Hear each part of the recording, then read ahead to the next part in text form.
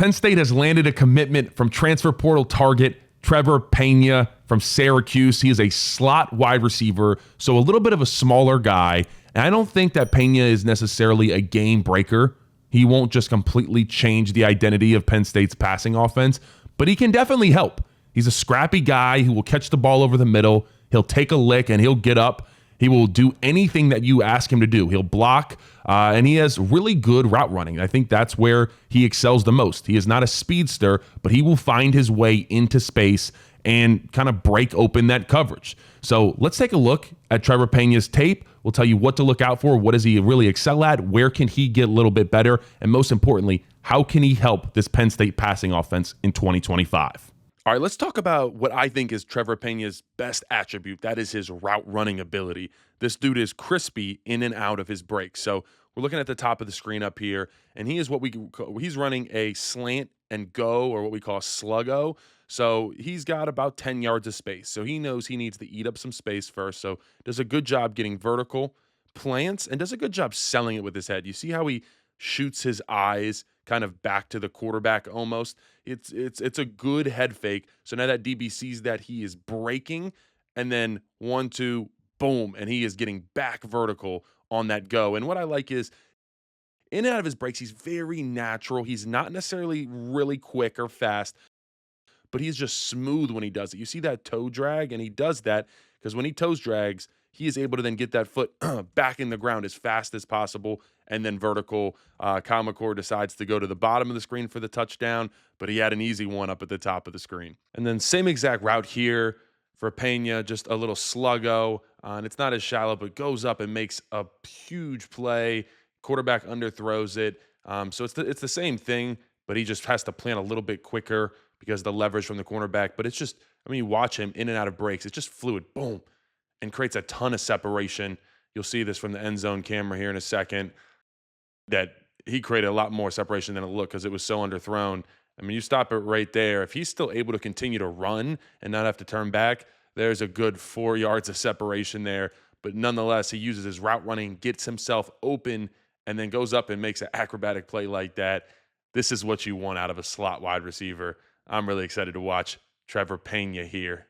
Now, it's not often we see Peña down here at the bottom of the screen. He's actually basically in press man coverage. He's normally in the slot, so this is a little bit different. So it happens a little bit faster, and he has to get in and out of his break, get vertical separation, and goes up, makes a fantastic play.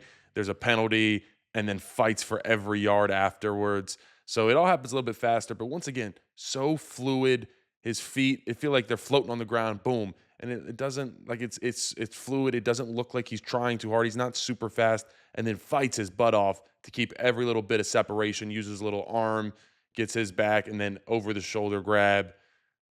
I'm going to put a stiff arm on your face. I'm going to make your brother have to come take me down too. I love it from him. And perfect ball from Comacore here. So puts himself in great position, uses his arm to create some separation just over top. And I mean, these are the hardest catches when it's over the shoulder and you really have to track that ball into your arms and then just fight through the penalty, through it all. Yeah, I'm going to need 2 to take me down. It's a great rep from Peña here.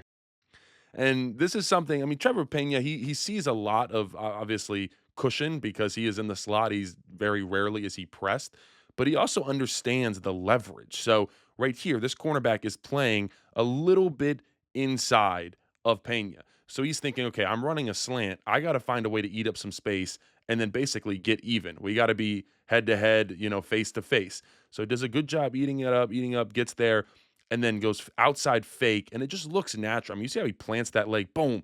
It's fluid, it's quick, and it's just that he has to be good with his feet. He knows that. He's not necessarily the most athletic guy, so that's where he has to excel, and he definitely does do that. And this one is probably my favorite clip, this back shoulder touchdown.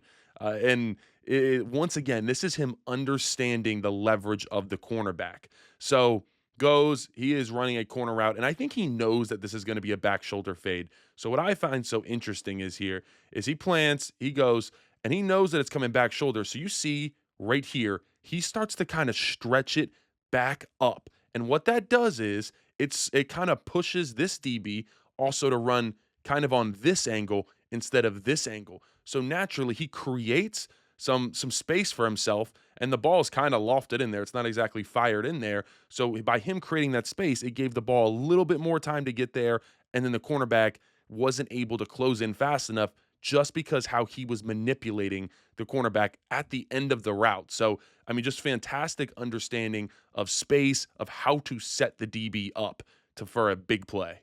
Now, the reason that Pena has to be so technical and great with his footwork is because this dude did not hit the genetic lottery when it comes to just speed and athleticism. And you heard it from his coach.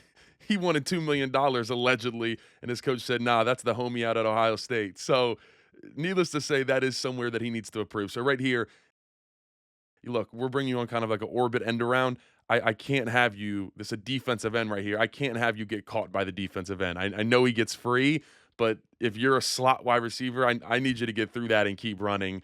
And it's just sometimes when the ball is in his hands in space, it's a little bit underwhelming. Like just wrapped up, thrown to the ground. It doesn't look very quick, very fast. So obviously, we're fair here. We show you everything you need to know. And I'd say this was his one main piece of his game that he's just lacking is just that elusiveness, that speed after the catch to really make something into an explosive play. Now, a big piece of Trevor's Peña's game at Syracuse was him being involved in kind of their gadget game. Whenever they were looking to do a screen, an end around, an orbit motion, Peña was the guy. And we kind of do a lot of that at Penn State. It was Tyler Warren this past year. Well, we have to fill that gap. And I think that Peña can be that guy. That's what you see all over the tape. He's coming from a bunch to an orbit motion around, and he's got blockers. Now, once again, can be he can get around a couple blocks, but still not the most elusive guy. But he's smaller. He's a little bit shiftier. So here we go, end around, touchdown on 4th and goal. And this is, somewhere where we would have Tyler Warren come in and do the Warren package. So if we can say, hey, we got Peña, we want him to come in, do, XYZ for this offense. Well, it seems like he can do it because Syracuse asked him to do a lot. Here he is, even passing the ball. It gets completely blown up because it's Syracuse. But it looks here, it's pretty obvious to me that this was going to be a pass, I think, to Kyle McCord out of the backfield maybe. I would have loved to see how this play developed. He actually had another pass this year, so they tried to pass it at least twice with him. But there we go. We passed it a good couple, I think about 5 or 6 times with Tyler Warren last year. So let's see if maybe Peña has a little bit of an arm as well. But I'm sure that's not something that Kotelnicki wants to give up. It looks like Peña is going to offer that. And then here he is also out of the backfield. And I think, we've seen those diamond formations where we got 3 guys in the backfield. He could be a part of that. I also think this was part of why his numbers were so good. It was a lot of these type of plays, scheming him the ball in Syracuse's offense.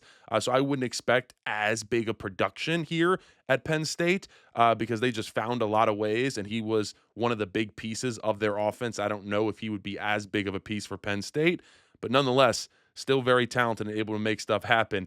And I love this one. If you remember, back in the day, Johnny Manziel did this when he was on the Cleveland Browns.